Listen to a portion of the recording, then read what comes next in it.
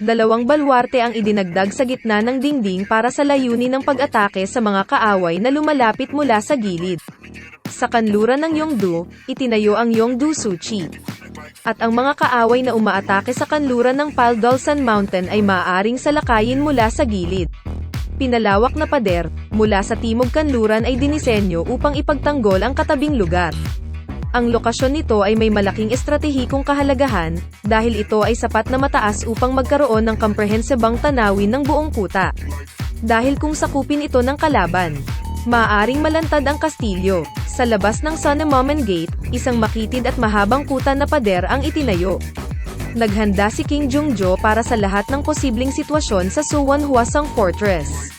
Suwon Hwasong Fortress ay itinayo pagkatapos ng masusing paghahanda. Masasabing extended wall upang maging produkto ng masusing paghahanda at pagpaplano ni Haring Jungjo. Kahit na salakayin ng mga kaaway ang kastilyo, ang pinahabang pader ay ginawang madiskarteng para sa kaligtasan ng kastilyo. Ang pinahabang pader ay matatagpuan sa Suwon Hwasong Fortress. At mayroon itong hindi pangkaraniwang istruktura. Si Haring Jungjo ay labis na interesado sa Suwon Hwasong Fortress. Para sa kaligtasan ng Suwon Hwasong Fortress siya ay dapat na nagdisenyo at nagtayo ng pinahabang pader. Naglalakad sa pinahabang pader, malalim ang iniisip ko tungkol sa layunin ng inilaan na paggamit ni King Jungjo ng pinahabang pader.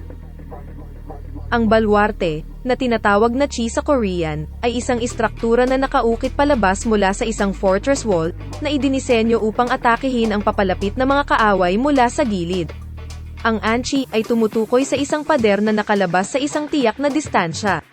Mayroong 10 chi sa Hwasong Fortress upang protektahan ang kastilyo at salakayin ang kaaway na papalapit sa mga ramparts. Ang pangalang chi ay nagmula sa Chinese character para sa pheasant. Magaling kasi magtago at sumilip ang mga ibon. Ang orihinal na ibig sabihin ng chi ay isang ibon dahil ito ay mahusay na nagtatago at mahusay na